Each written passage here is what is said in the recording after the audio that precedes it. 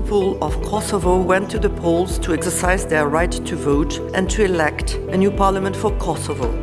I would like to congratulate voters who took part in this historic election, the first after a full parliamentary term.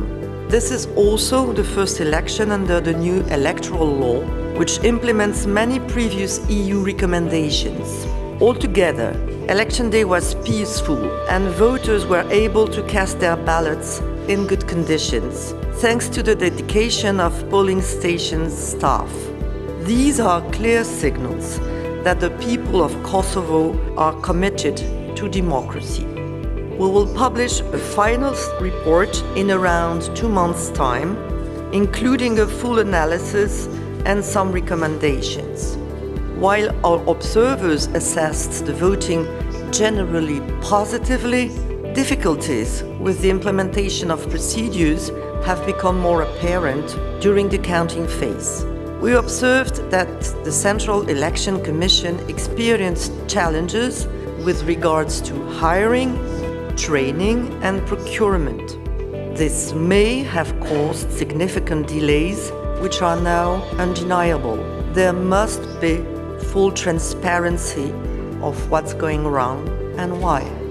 The elections, including election day, have been peaceful, with no significant incidents, and the campaign was competitive. Still, polarization and deep divisions were evident in the harsh campaign rhetoric.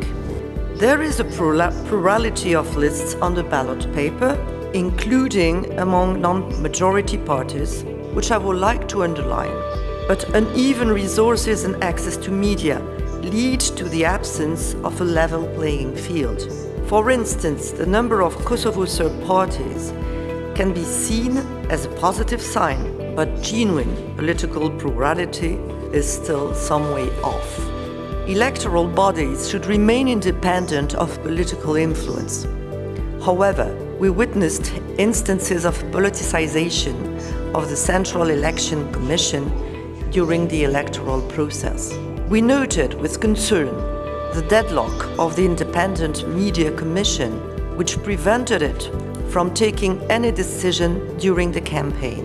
On the other hand, the Electoral Complaints and Appeals Panel, ECAP, was faced with a very large caseload. It demonstrated its ability to take swift decisions. It imposed substantial fines on political entities. Several interlocutors considered that clearer criteria on the level of fines are needed.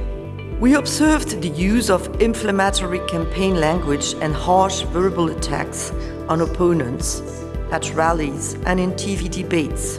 This was reflected also in the busy online and social media campaigning environment.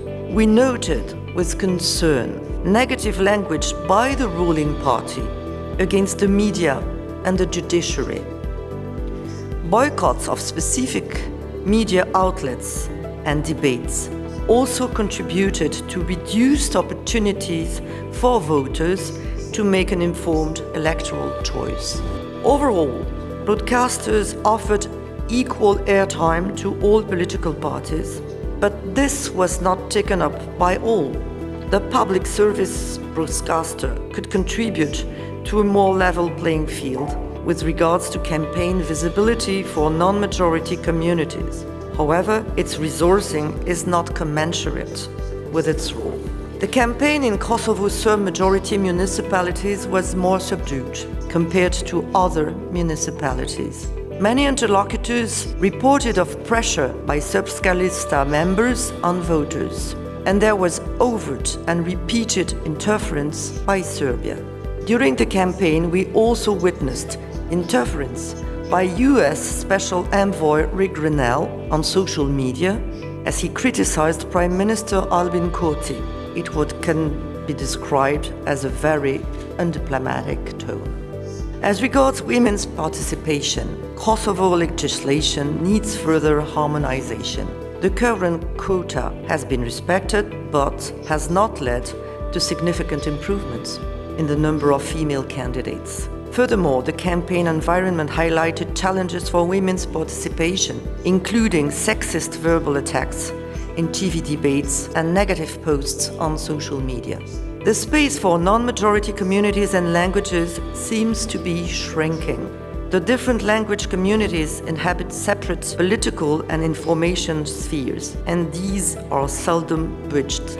Although the law requires Serbian and other non-majority languages voting instructions to be available where these communities are present, this information was available for the most part only in Albanian language.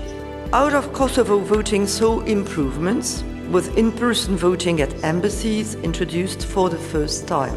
To conclude, I was pleased to witness an electoral process that overall demonstrated resilience and commitment to democratic principles. Strong, independent institutions are key to a vibrant, democratic future for Kosovo.